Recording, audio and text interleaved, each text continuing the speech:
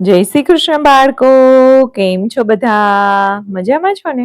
હું પણ મજામાં છું. તો ચાલો આજે આપણે સરસ મજાની એક વાર્તા સાંભળીએ. આ વાર્તાનું નામ છે સોનપરી કાલીપરી. આ વાર્તા સાંઈરામ દવેની છે. પલ અને પલક નામના બે નાજુકડા ભાઈ બહેન હતા, બિલકુલ તમારી જેવા. બંને રોજ સાથે રમતા, સાથે જમતા અને સાથે જ શાળાએ પણ જતા હતા. આવી રીતે હસતા ખેલતા પોતાનો આખો દિવસ પસાર કરતા હતા.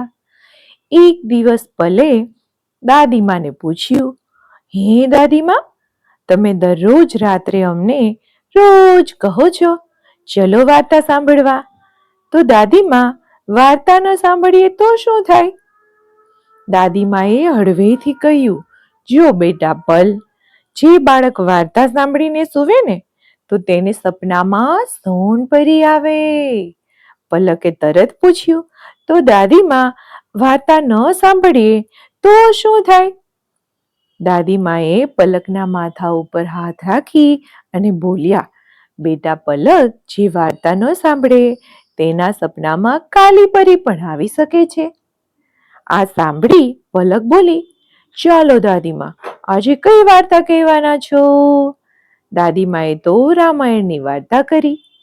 પલ અને પલકને ખૂબ મજા આવી ગઈ. બંને સૂઈ ગયા હતા. થોડી વારમાં ગાઢ નિંદ્રામાં ગયા. પલ અને પલકને તો ઝળહળતા પ્રકાશમાં શ્રી રામ ભગવાનના દર્શન થયા.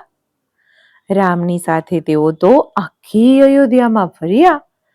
સવારે ઉઠતાની સાથે જ પલ અને પલકે દાદા દાદીને હોશે હોશે બધી જ સપનાની વાતો કરી. પલે કહ્યું, દાદા, આજે તો ઉઠવાનું મન જ નહોતું થતું. દાદા બોલ્યા, કેમ? પલકે કહ્યું, દાદા દાદા, આજે સપનામાં શ્રી રામ ભગવાનના દર્શન કરવાની અને આખી અયોધ્યા ફરવાની ખૂબ મજા આવી. દાદા બોલ્યા, બહુ સારું કહેવાય બેટા, તમને તો સપનામાં શ્રી રામ ભગવાન મળ્યા. ફરી રાત પડતા દાદીમાએ કહ્યું, ચાલો મારા નાના નાના બાળકો, આજે નવી વાર્તા સંભળાવું. દાદીએ તો આજે મહાભારત અને ભગવાન શ્રી કૃષ્ણની વાર્તા સંભળાવી. પલ પલક દાદીના ખોળામાં જ સૂઈ ગયા. સવાર પડતા બંને દાદી પાસે આવી અને કહેવા લાગ્યા, દાદી, કેવો સરસ વાંસળીનો અવાજ હતો. અમે તો સપનામાં શ્રી કૃષ્ણ ભગવાનને જોયા. દાદીએ કહ્યું, એ જ તો સોનપરી હતી બેટા, જે તમને આવા સરસ સપના દેખાડે છે. આજે રાત્રે આપણે ચાંદા મામાની વાર્તા સાંભળવાની છે. આવું કહી અને દાદી રૂમમાં ચાલ્યા ગયા.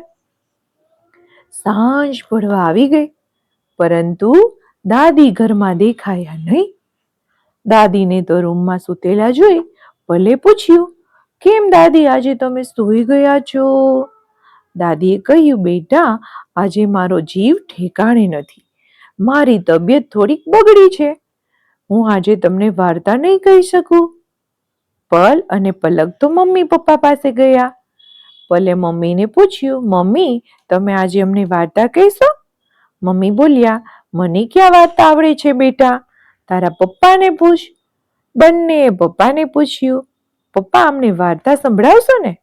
પલ પલકનો અવાજ સાંભળી અને પપ્પા પણ બોલ્યા, બેટા, હું નાનો હતો ને એ સમયે તો મને પણ મારા દાદા દાદી ખૂબ બધી વાત કરતા અને ત્યારની વાર્તા મને અત્યારે યાદ નથી. બધી વાર્તાઓ ભૂલી ગયો છું. સોરી બેટા, આજે તો વાર્તા વગર સૂઈ જાઓ.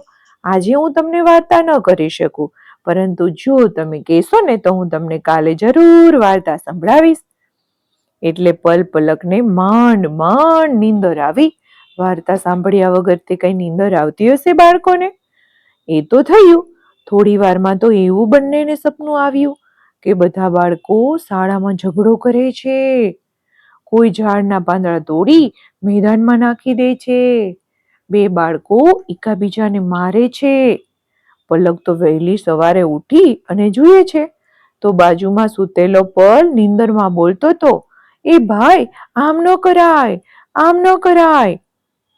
પલકે તો ભાઈનો હાથ પકડી અને ઉઠાડ્યો અને પૂછ્યું, શું થયું ભાઈ? આજે કઈ ખરાબ સપનું આવ્યું હોય એવું લાગે છે. પલ તો થોથવાતા અવાજે બોલ્યો, હા બેન, આખી રાત સપનામાં કાલી પરી આવી અને આખી રાત ઝઘડા કરાવ્યા હો બેન. વાર્તા વગરની રાત બહુ ખરાબ રીતે વીતી છે. આ સાંભળી અને દાદા બોલ્યા, બેટા, આજે તારા દાદીની તબિયત એકદમ સારી થઈ ગઈ છે. હવે તમને દરરોજ સપનામાં સોનપરી જ આવશે. કાલી પરી હવે ક્યારેય તમારા સપનામાં નહીં આવે. હવે તમને રોજ શ્રી રામના, શ્રી કૃષ્ણના દર્શન થશે. આ સાંભળતા જ બાળકોની આંખો આનંદથી છલકાઈ ગઈ અને બંને બાળકો આવી અને દાદીમાને ખાટલામાં ભેટી પડ્યા. દાદીમાએ તો રોજ વાતો સંભળાવવાનું ચાલુ કર્યું. તો બાળકો આવજો. જય શ્રી કૃષ્ણ. નમો નમઃ.